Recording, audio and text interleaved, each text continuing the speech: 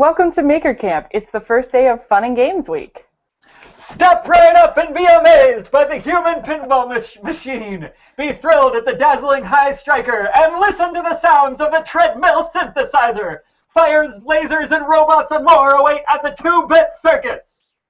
Are just a few things that you might heard barked at you from our guests on this show. And we'll check in with our counselors for today's project, the Custom Operation Game. So let's get ready to make something great.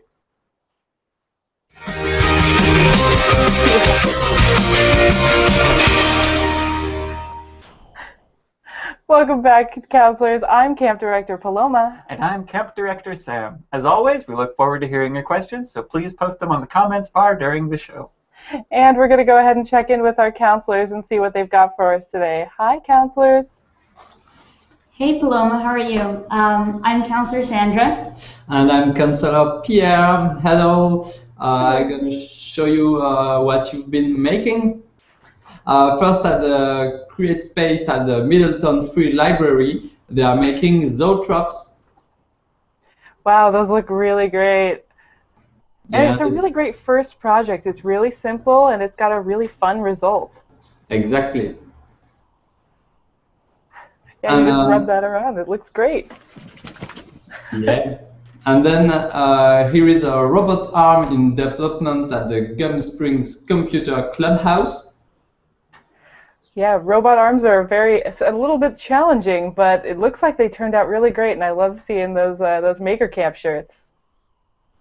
And finally, here are LED roses growing at the Pasquayahi Clubhouse. Those are so cool. Oh, I love it. They look great, and it's great to see some happy Maker Camp faces out there. Yeah. So remember, we want to see your project this summer. So take pictures and video of what you are working on and put them on the community page. Show us what you made, what you learned, and what you want to make next. I think we've all played Operation at least once in our lives. Did you know that it's super easy to make your own? Today's project is a custom operation game. It's 4 layers of cardboard, a layer of conductive material, a character, any character you want. We used Mickey the Robot, but you can use any kind. And it buzzes. So now it's your turn. Post pictures of your projects, and we'll share them on the we'll show them on the Hangout tomorrow. Over to you at Maker Camp HQ. Thank you, counselors. That operation game is it's so simple to make, and it has a really great result. So I can't wait to see some of you making it out there. And I know a couple of you already started on the community page, so keep it up and let's see some cool operation games. And we're going to bring on our first guest. These guests are awesome. They are the makers behind the Steam Carnival. They have the intersection of the excitement of the circus midway and science, so they're right in the combination of those two. And they're from 2 Bit Circus, and I would like to welcome Elise Lemley and Rena Skrabova. So welcome to Maker Camp. Thanks. It's great to be here. Awesome. We're happy to have you. We're really, really excited to show you some of our fun and games and, yeah, hear a little bit more about what everyone has been making at Maker Camp. It looks really cool from the pictures. It definitely does. They're doing good stuff. Now, before you tell us about these fun and games, please let us know, where did you get the idea for the Steam Carnival? Sure. So Steam Carnival is a production of 2 Bit Circus. That's our company. And we are we're a big band of nerds out of Los Angeles, downtown Los Angeles. And we build large-scale interactive games and artistic social experiences. So think laser mazes and giant button walls, things that get you and your friends up and playing together and really having a good time with one another. So we use technology not to separate us out and get on our individual devices, but sharing together. So we're going to actually post a video pretty soon on the page where you can learn a little bit more about 2 Bit Circus and find out about our Steam Carnival. But in the meantime, I can tell you a little bit about the background. Steam Carnival came to be when we were thinking about creating our own event to bring together all of the games and experiences that we had been making for other people.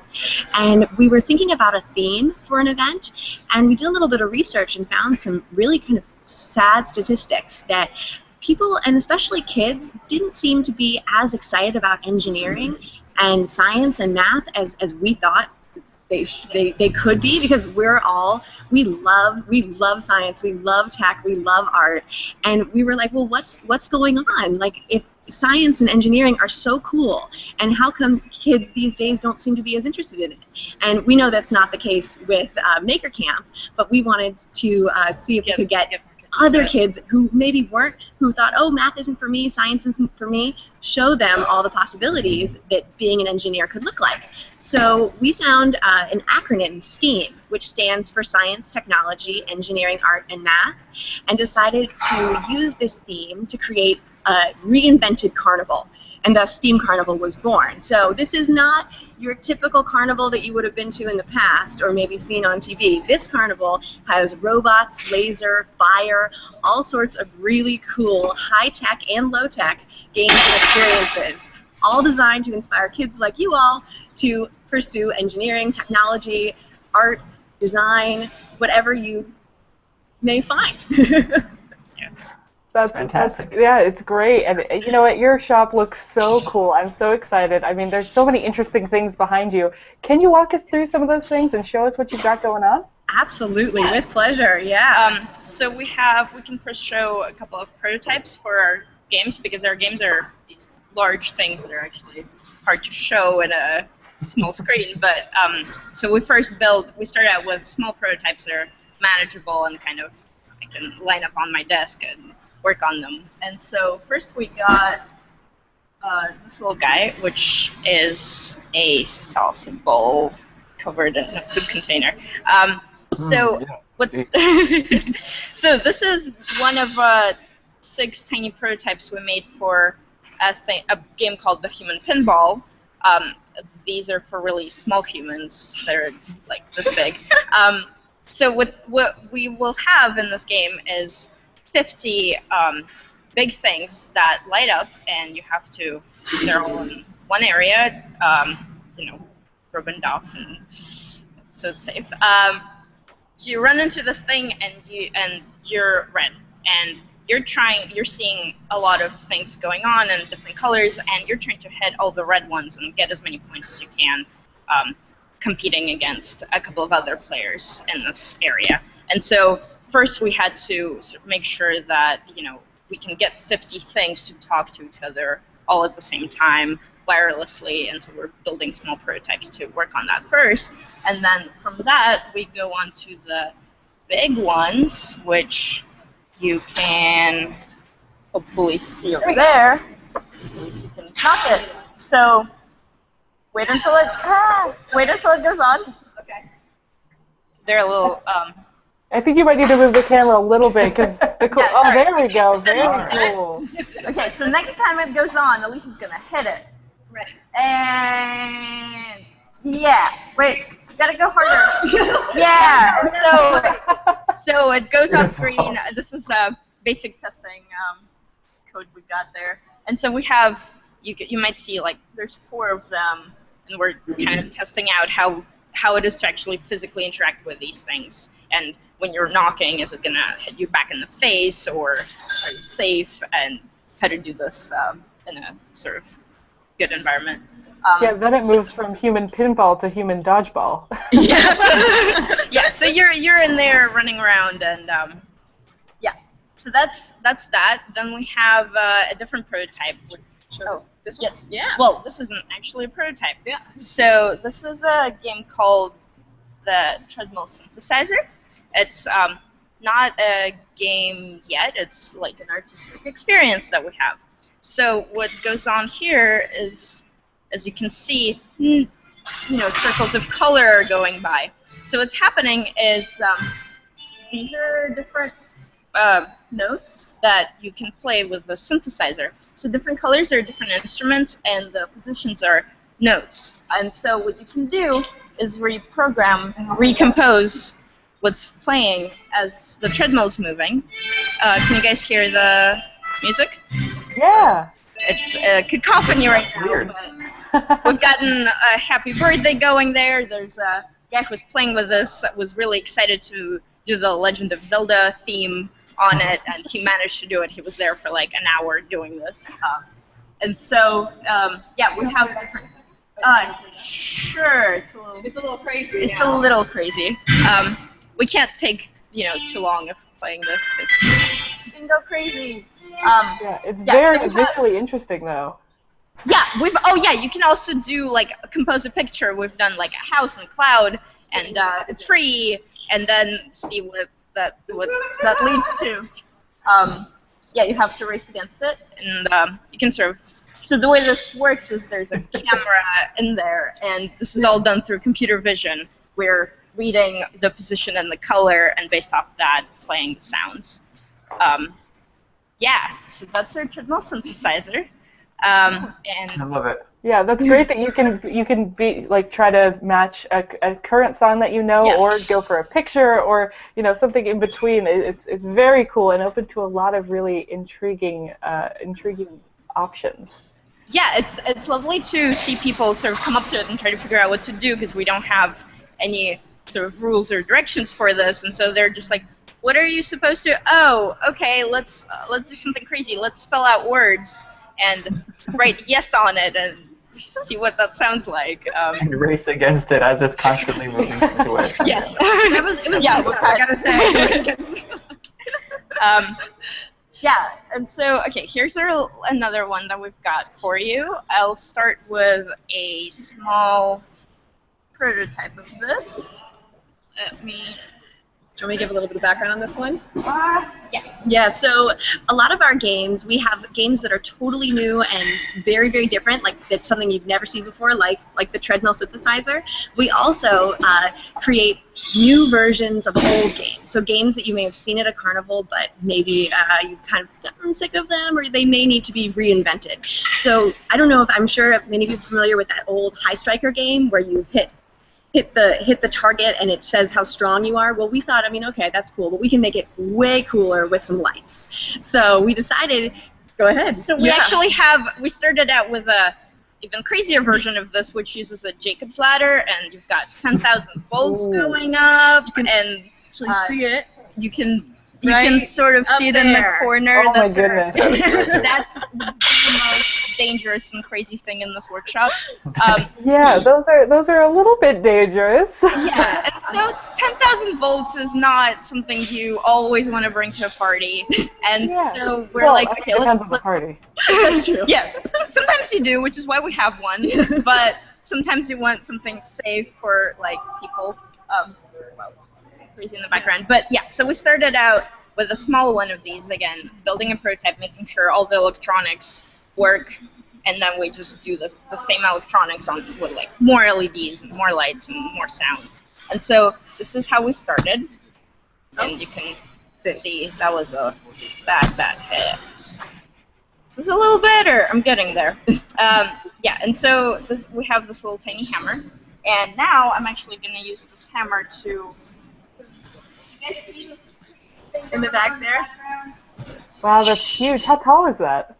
That actually goes up to 16 feet. It's a lot less now.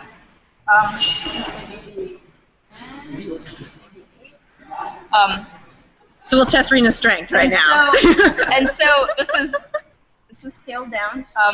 Okay, and so I've got the same tiny little hammer. We're still prototyping and working on this.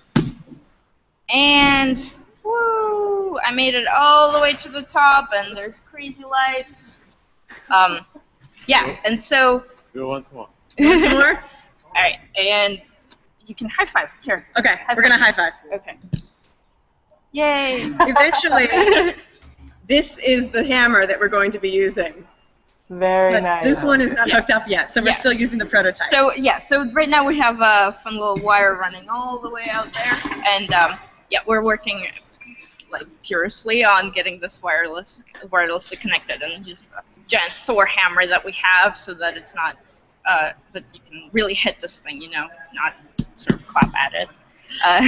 And all of our prototypes are made from materials that you might find around your house. So as Rena was saying with the human pinball prototype, this is a yogurt container. So it's just something, and what's the bottom part? Salsa bowl. A salsa bowl. We sawed the So these are, feet off. Yeah. And then this, I think, is this a pool noodle? No, these were foam pads for something. I think it was a hovercraft. I don't know. We have all sorts of things lying around here. But this is a PVC pipe, and there's an accelerometer in there to measure the acceleration. We're actually not doing strength detection, but acceleration. Yeah. Well, the giant Thor hammer is a yoga block, a really, really big blue yoga block. Yeah. That's We're all awesome. about, yeah. I love that that all the technology is in the hammer too. You'd think that you would need to have like something that you hit that goes down, but Yeah. I love that it's miniaturized and in the hammer itself. That's really, I never would have thought of that. Yeah, it's fun. You can sort of, You could hit anything. Yeah. I was wondering if you did it just to encourage people to hit anything. Yeah, of course. Gotta, Just combine that and whack-a-mole, and there you go. Now you've got the Right, ultimate yep. carnival. There you go. I like it. I like it. We have our version of Whack-A-Mole meets Twister, and if you watch the video that we'll post on the community site, you'll get to see a sneak peek of that. It's called Button Wall, and it is basically a two-player, very physical game where you're hitting different sequences of buttons. That's where it's kind of like Twister, because you have to hit different colors that illuminate at different times. And then it's also like Whack-A-Mole because you have to hit these buttons pretty hard in order to get the next lights to light up. We'll share some photos so that Maker campers can see. Yeah. That sounds awesome, and I want to build and play with one. Yes. Beautiful. And kudos to whoever put together the LED animation on the high striker, because it's very fun. That was me. That Well has done. thank you. That's a tiny physics simulation there. I'm coded up particles, and it's calculating the speed and the acceleration and position at like every millisecond. It looks like there's some work that went into that. Yeah, Yeah. awesome. Thank you. I'm glad you noticed that. I appreciate the science We're proud of involved. Very cool.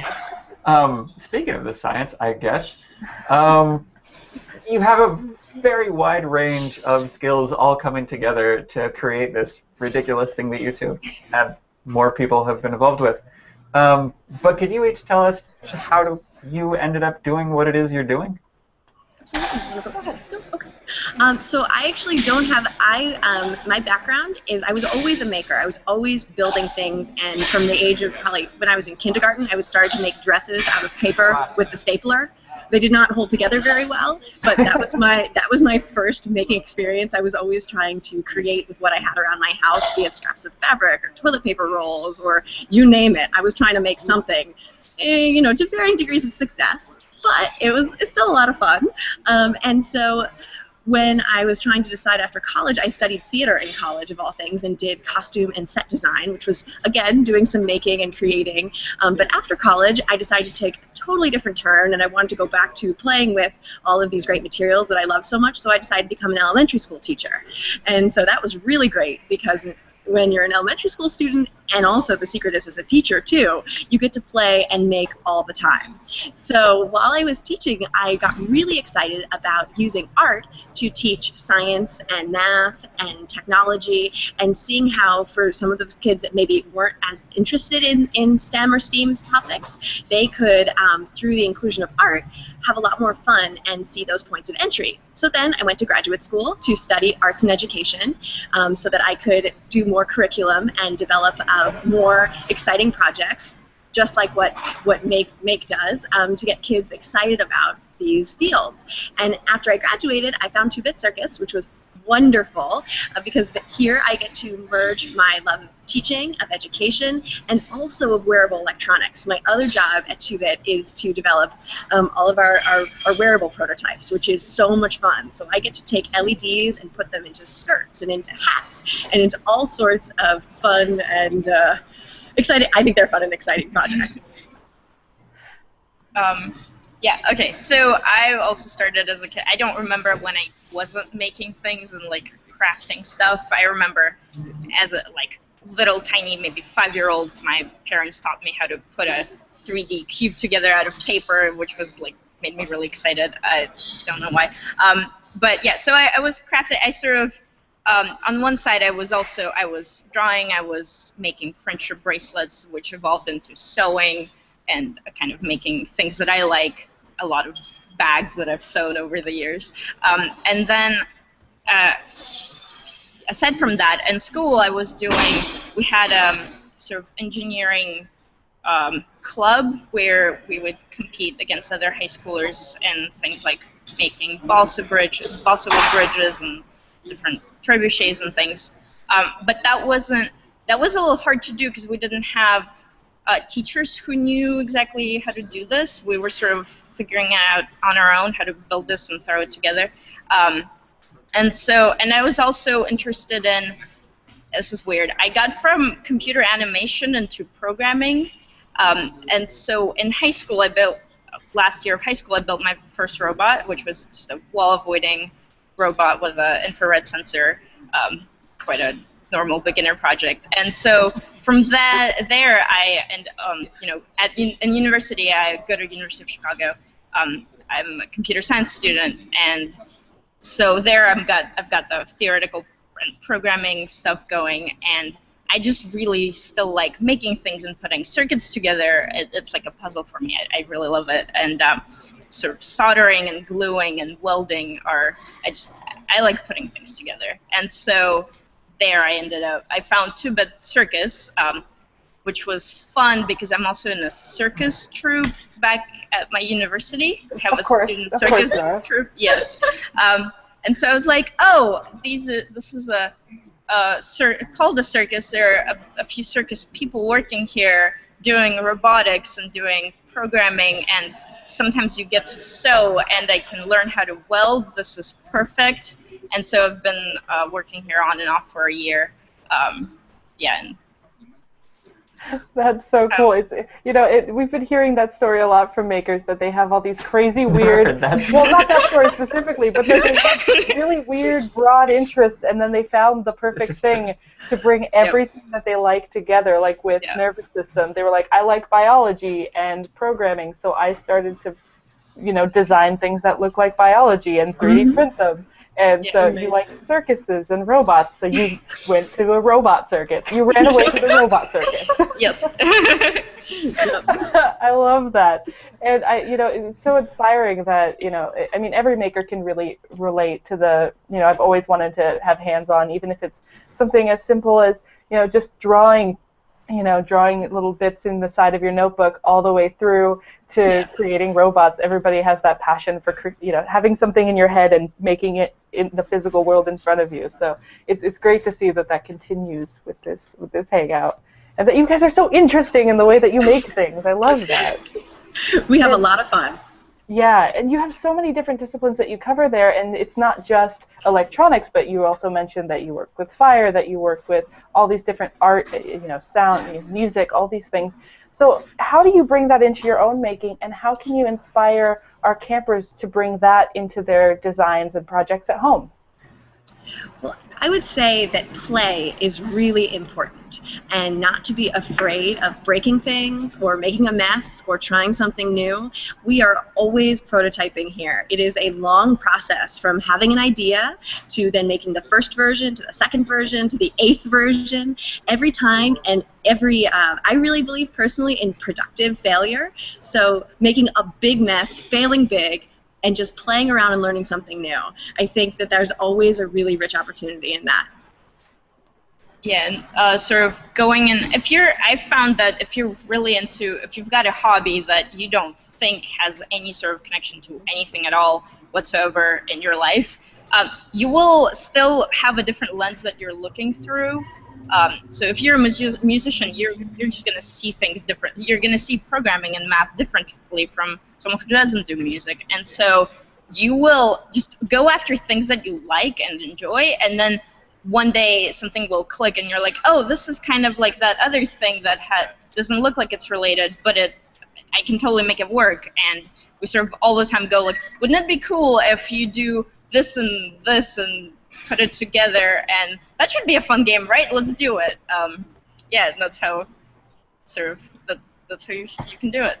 Yeah, and I think that's what's really great about working in a collaborative space that you all work in, because everybody will see things differently. So when you're working on a project, you can have somebody come over who's maybe more into the hard science, and this person who's more into the fluid design, and then they all give you a different perspective and then allow you to find your way past a problem. Absolutely. I would really encourage campers. I mean, I talk about this all the time, but the camper hangouts after this hangout are a really great way to practice your prototypes and to get a different viewpoint on whatever you're working on. If you're stuck, log on, and it's a great space to really work out your ideas. Also, never be afraid of like asking for help from people, because I know that's a thing you sometimes get intimidated about, but really, you just ask for it. Like, if you can't make it work, ask maybe while you're explaining to someone else what's going on, you'll get it, and it's a good way to do things. Shared brain. Yeah, I can't agree more. I mean, that's one of the biggest tools that I use when I'm working on a project is I ask for help. I get other people's perspectives. Just talking about it can get you through that like mental block that you're stuck in. So campers, also, if you're stuck, post it on the community page. Maybe somebody will say some magic phrase that will help you get past the area where you are stuck. So don't be afraid of being stuck or being confused or anything. Just share it and let the community help you through it, for sure. Yep.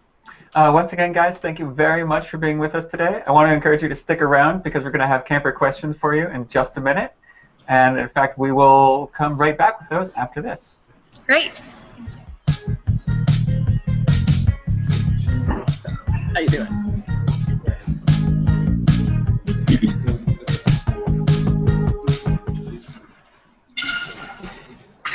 Right. Welcome back to Circus Carnival Day at Maker Camp. We're here with Elise Lamy and Rena Skrabova. Did I leave them close? All right. Two Bit Circus, once again, thank you guys for being here. I'm glad to talk to both of you because you're fascinating and enlightening. Very true. And we're going to encourage you to be even more fascinating and enlightening with some questions from our campers. So, counselors, are those questions coming? Everyone is so excited to be learning about what Two Bit Circus is doing, and we've got our first question from Chris. He wants to know, what was the inspiration for using the dots on the treadmill? So this started from a single sentence that I believe was Skittles, music, some treadmill was possibly in there, I'm not even sure. And so this was sort of like, we were thinking of what we can do with colorful things and music and moving, and that's how that colorful dots happened, and then they were stuck on a treadmill with Velcro. As is logically the next step. That's awesome. It was Skittles. It's cool. All right, Pierre, what do you got? Well, we've got a second question from Bri, who'd like to know what would you recommend to someone who wants to turn their project into a larger scale? Ooh. Larger scale. Larger scale. That's a great question. I would say first think about what materials you might use. If you can build it small, you can usually build it big. I mean, as Rena was showing with the High Striker, the same hardware in the mini High Striker, it will have the exact same accelerometer in the big one. And so that's how she's able to hook up. I don't know if you can see it on the broadcast, but she's able to hook up the same wires to our mini guy as to the big one. So the hardware can often stay the same. Just think about what materials you might want to use. So yeah, think modular things that you can take from one project to another and sort of make it work like a puzzle piece. And also think about how this is going to scale, and can you actually so I was talking about the human pinball where we're planning on 50 things. I've, at this point, never gotten 50 things to talk to each other. I've gotten 4, and I'm gonna go up to 25, and then hopefully 50. At this point, I don't know if it's possible. It should be, but who knows? We'll find out. But yeah, try to make things modular and sort of have a uniform standard thing that you can plug out of one into another. It makes life easier. Yeah, and that reminds me of last week when we were talking with Tuin about the big sculptures that they were making that they found just have a small part that you can repeat over and over again. Like they were saying, like painting one section of it. You teach one person how to paint, and they just paint and paint and paint, and then they learn so much about that process, and they can share that with everyone else. So I think that that's another good thing is have like you were saying, have things be modular so that you can repeat a process and really have it be something replicatable and easy to do. So I think that that's a really good, modular is a really good way to think. All right, counselors, let's get another good one. Now that you mentioned how challenging it's going to be with your human pinball machine to get all those 50 things, talking to each other, Carly wanted to know what's been your most difficult prototype to game creation thus far. Yeah, it's actually, I always struggle with with communication of things, and so the High Striker right now is wired, and it's a lot easier to do things that are wired together. I always have a problem of, I have an XB or Bluetooth. You guys know Bluetooth, and sort of radios, and I have to get like one Arduino talking to another, talking to a teensy, talking to my computer. It's all crazy, and I always run into a problem of, something's not talking to another thing, and what do I do now? Yeah. Yeah, that's always a hard thing. Getting everything to really communicate well can be really, really challenging, for sure. Yeah. So word of the wise, brush up on your programming skills. I got to do that too, for sure. I'll contact some of the counselors and be like, hey, can you program this for me? There's some really good programmers out there in the community, so I just never have to learn it. I'll just always ask them. They're my resource forever. You do it that way. It is great to have that, the shared brain again. Yeah, that's why I do Maker Camp, so that I can have all of the campers make my stuff for me. That's great. All right, counselors, let's get another one from my notes. We have Olena who asked what is your favorite project, and what was the project vision? Laser maze? I love laser maze. Talk about it. Yeah, so one of my favorite projects that we have here is our laser maze. So if any campers have seen James Bond movies or some of these old where people are navigating very sneakily through a room full of lasers, we actually have a version of that at Two Bit Circus that we have built. That's so cool. And it is so much fun. We bring it to our parties and to events that we do, and we also set it up here in our shop. And it's really neat because it doesn't matter if you are 6 years old or 60 years old or in jeans or in a fancy dress. Everybody starts doing their crazy. Yeah, James Bond is the best way. We've seen back flips and front flips. Everyone trying to get through this laser maze as quick as they can. But what is the great secret about it is that it's actually created from materials that you might be able to get at a dollar store. So it has those laser pointers that people would use for presentations, and smoke from a smoke machine that you would have at a dance party, and a camera that records where the light beams are and when they're being broken. So with this combination of ordinary materials, you can create something truly extraordinary. That sounds like so much fun. You got to take that and the Jacob's ladder, and then you can go to a real party. Yes, we It do. sounds like labs. We've just got a bunch of really crazy, dangerous stuff that's ridiculous, and we just put it all together. And ridiculous in the best way. And you just put it all together, and everyone's like, this is a crazy playground. So I think that that's definitely what happens at your shop, too. I feel a kindred shop. Yes. We have everyone at 2-Bit we have lots of diverse backgrounds here, and many circus performers, so it's not unusual. We have a world-class unicyclist, we have jugglers, we have big circus balls, so in the middle of prototyping and building games, we're also just quite literally clowning around. I love that so much. That makes me so happy. It's just this awesome engineering circus of craziness. That's the circus I want to run away to.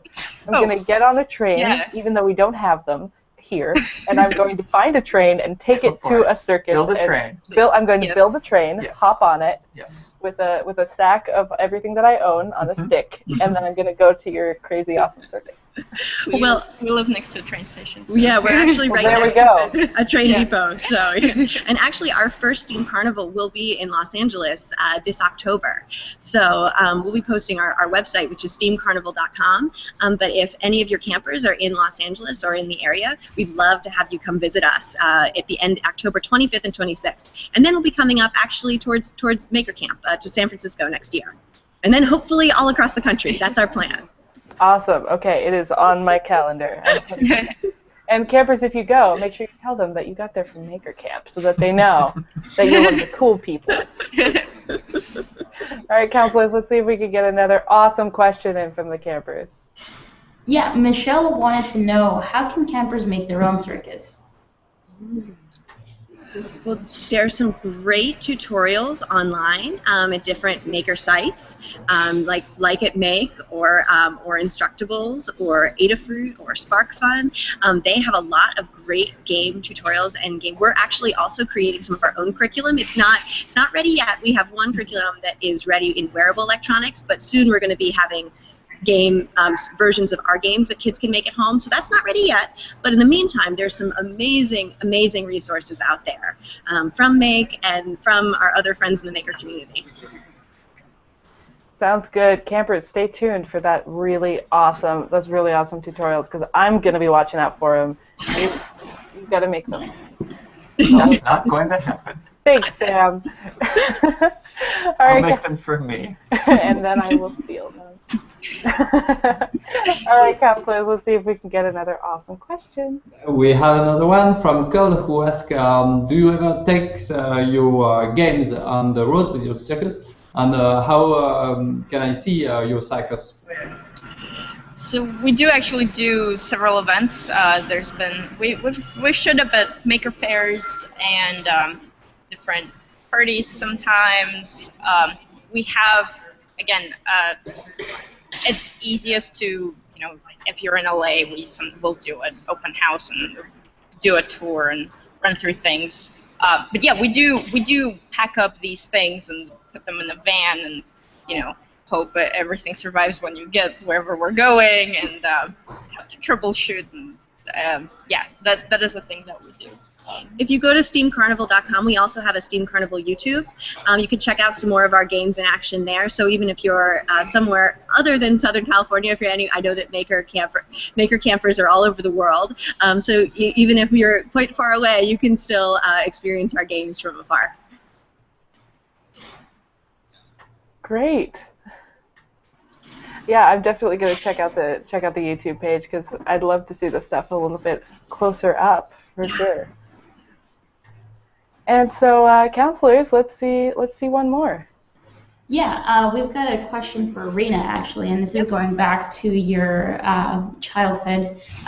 What was an early maker project that you did that was like something that you're doing now?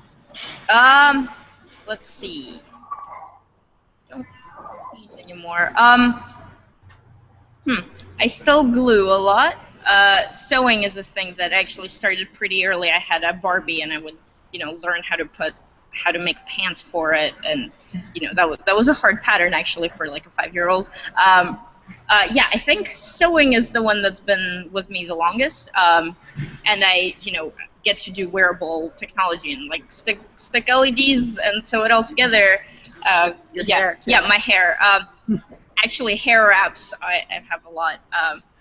These have been on and off since like 10th grade, and I have done one prototype of sticking electronics into this, and actually have like a battery up here and LEDs all the way down and conductive thread. That didn't work out perfectly, but yeah, that was a thing.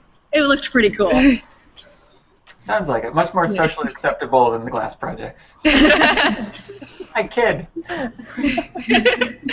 Yeah, those look great. I'd love to see that, especially at a nighttime event, like an evening carnival, having EL wire wrap around there. That's cool too. Mm-hmm.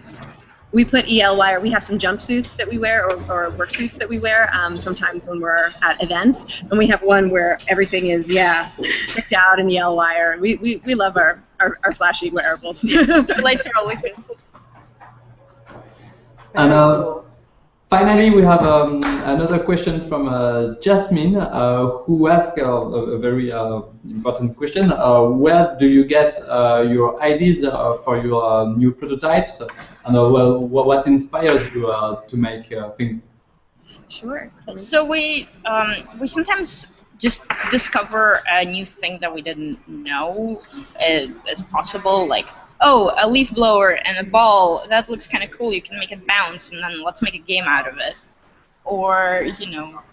We'll also, one thing that we do here a lot is we get together as a whole team, so sometimes above 20 people, and everyone just throws out ideas, just one after another, after another, after another, and then we go through, so there's no really rules, there's no judgment, everyone is just sharing their ideas, and then we'll talk about the technology, we'll talk about how much each one might cost, how many people would be able to enjoy it at once, and then using different parameters, very slowly try to narrow it down, but we start with like as many ideas as we can think of. Our idea boards just get totally insane and cluttered with crazy ideas. Like, you know, the Skittles that became a Treadmill synthesizer. You never know where they're going to go. Yeah, and that's what I love, that you are so creative and inspiring, and you're bringing a lot of really interesting concepts to our campers. And you know what? You're so interesting and so fantastic. I could spend so much time just listening to you guys talk about what you do and just like going through your shop, because I imagine that it is awesome. But unfortunately, we've got to stop the show at some point. We can't be on for 24 hours a day. But I just want to thank both of you for being here. Thank you so much, Elise Lemley and Vrina Shrabova. You guys are awesome, and thank you so much for being here. And also, campers, thank you so much for continuing to be so engaged online and sharing your projects. It's been awesome. I'm having so much fun with Maker Camp this year. So thank you, thank you, thank you to everybody. Thank you all very much. And be sure to come back tomorrow. We're going to be having miniature golf in a way that you've never seen it before with Urban Putt, and we're also going to have custom 3D printed dolls from Makey Labs. It's going to be fun. It should be so awesome. I'm excited. So remember, campers, if you were inspired by any of the crazy awesome circus stuff that you saw today, remember, do try this at home. Goodbye, campers. Bye. Bye.